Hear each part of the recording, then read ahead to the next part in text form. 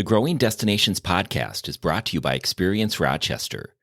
Learn more about Minnesota's third largest city, which is home to Mayo Clinic and features wonderful recreational and entertainment opportunities by visiting experiencerochestermn.com. AI is no different than social was 15, 20 years ago. It's no different than television was 50, 70 years ago. It's a new tool that's available to us, and the question is, will you or won't you take advantage of it? What I don't know, and what the crystal ball should really we should be looking at in the crystal ball is what's next. Welcome to the Growing Destinations podcast, where we take a deep dive into destination development and focus on a wide range of topics, from tourism and entertainment to economic development and entrepreneurism, and much more. I'm your host, Bill Von Bank. Minneapolis stands as a powerhouse in the advertising industry, celebrated for its dynamic and thriving creative community.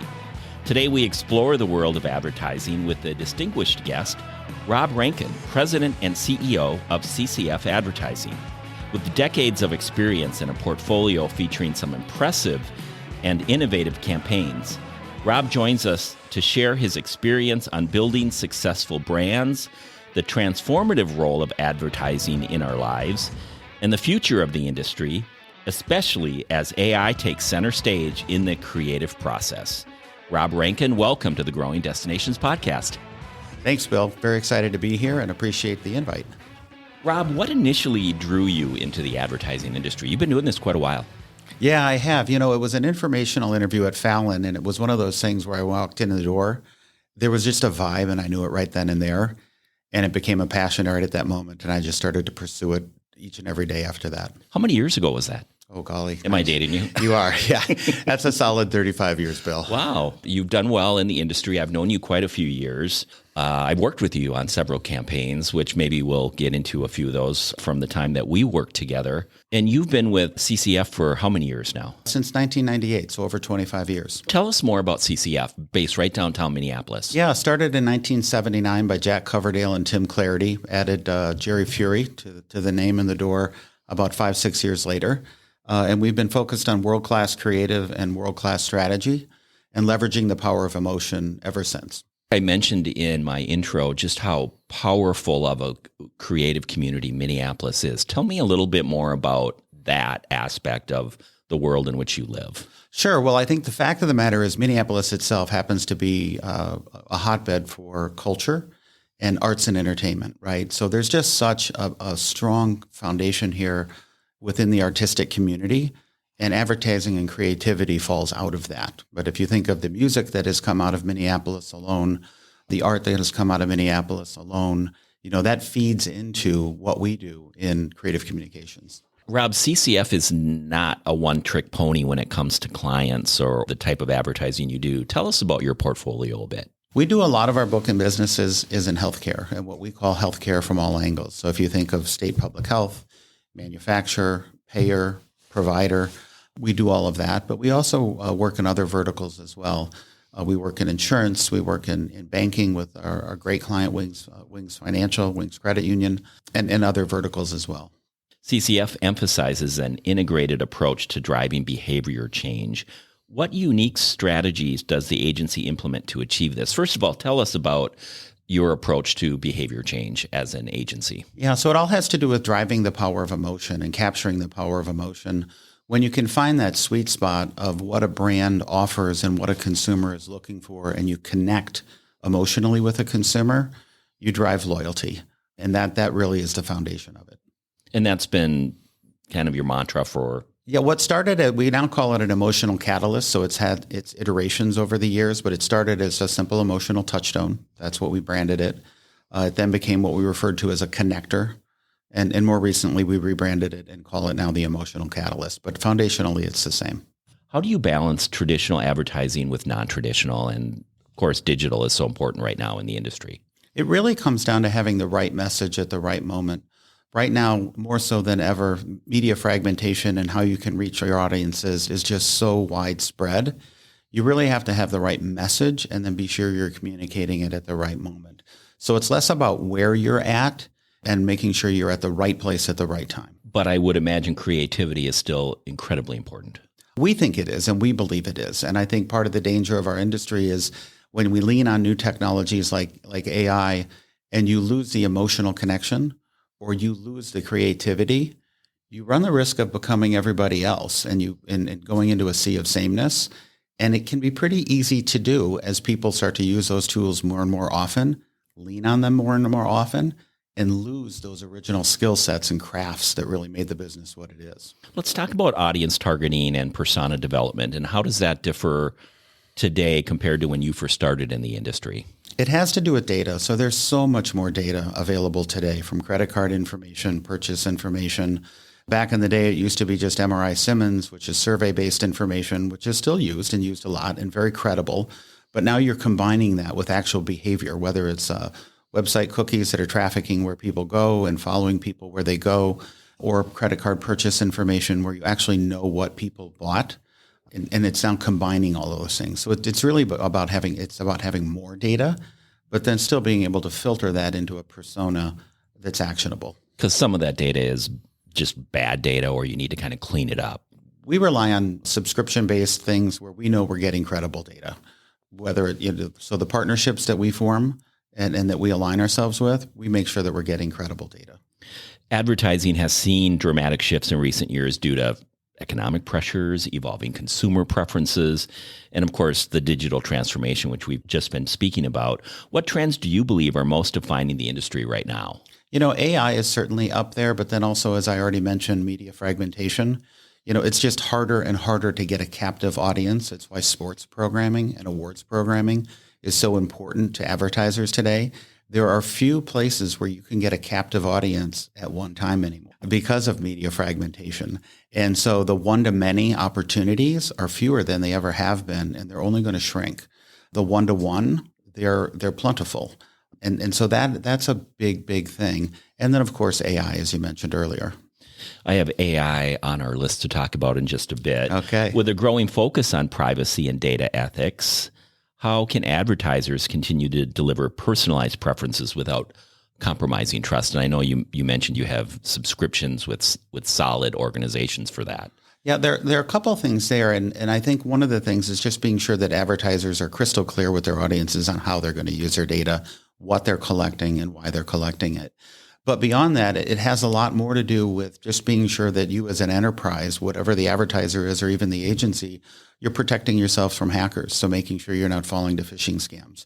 I think consumers are less concerned about someone following their cookies or placing cookies and following them, and more about having their data exposed to someone that's a nefarious player. We spoke about AI a couple times already, so I have a few questions for you. So let's just take the deep dive because it is all the rage. It's Ad Age and many other publications and organizations have constant articles or information about this. It's revolutionizing industries, of course, including advertising.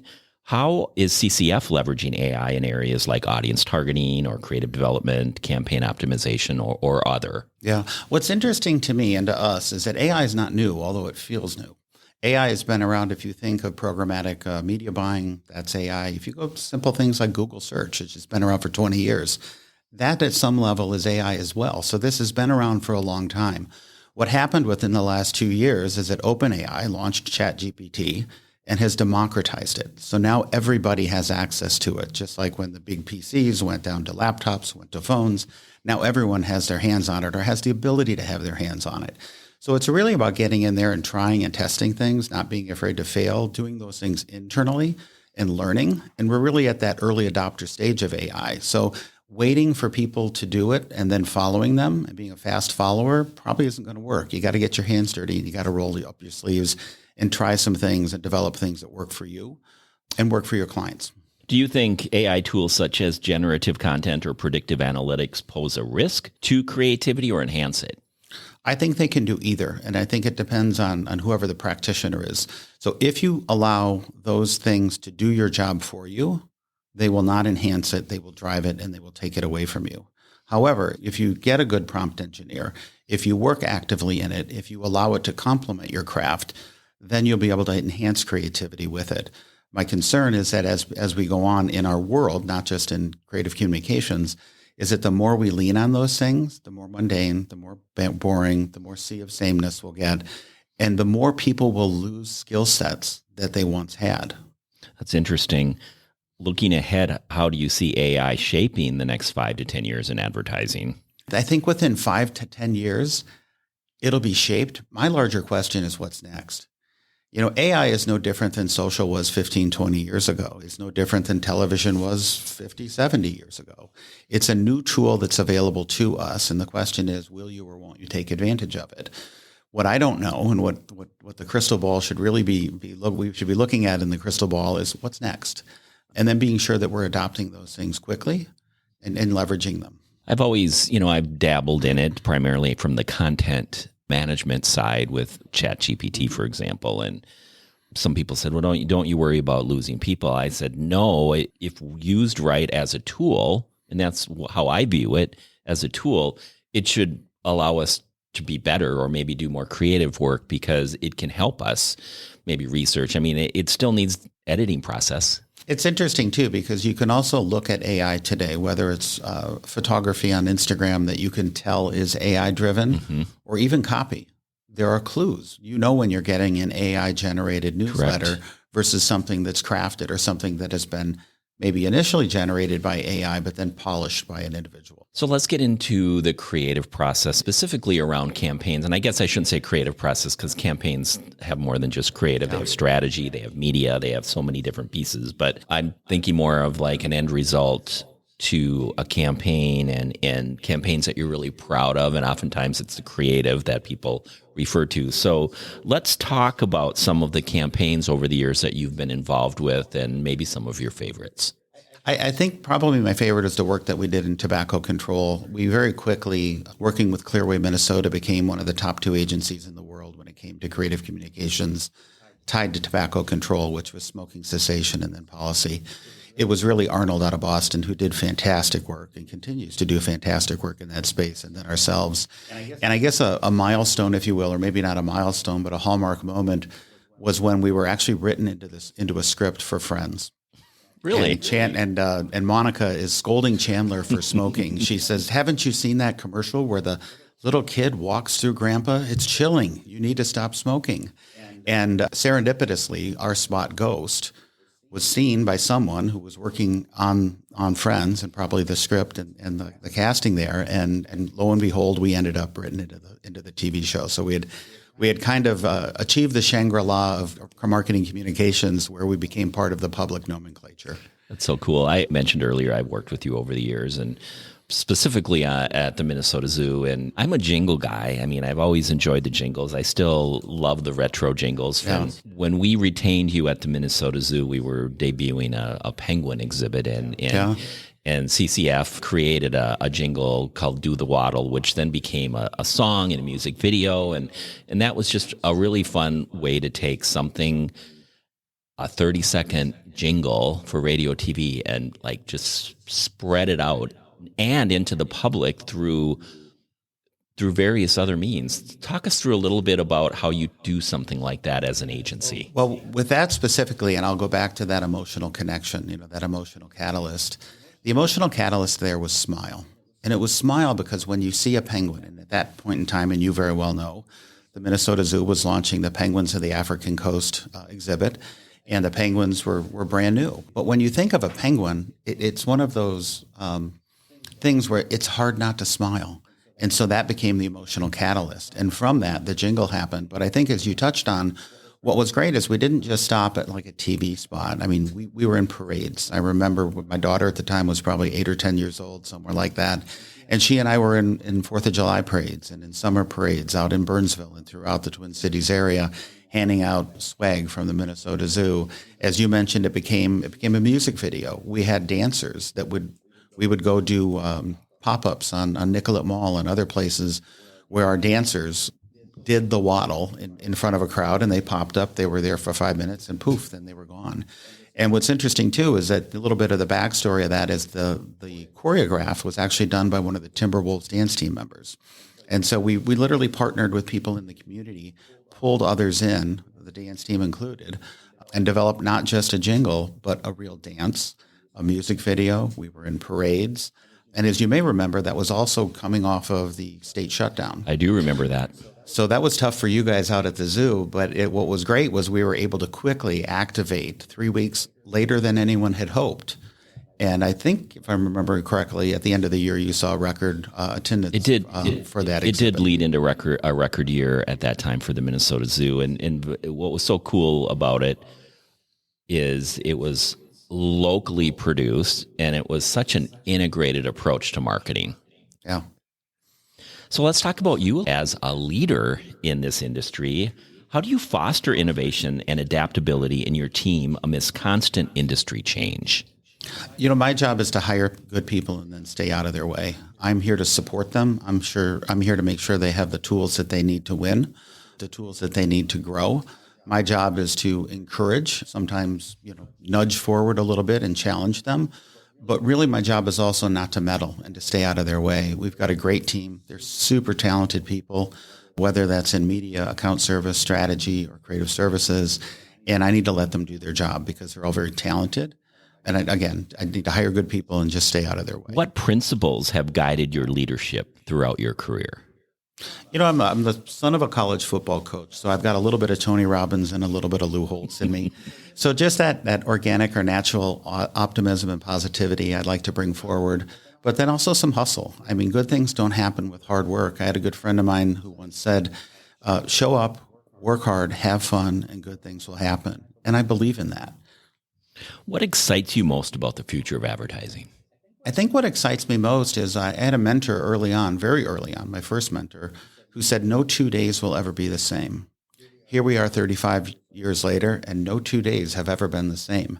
And so I expect that moving forward. Rob Rankin, great conversation today. Fascinating to learn about CCF, the current state of advertising, the future of advertising, and of course, all the work that you've done in the creative community over the years. So thanks for being our guest. Well, thanks for having me, Bill, and it's great to catch up as always. Thank you for tuning in to the Growing Destinations podcast. And don't forget to subscribe.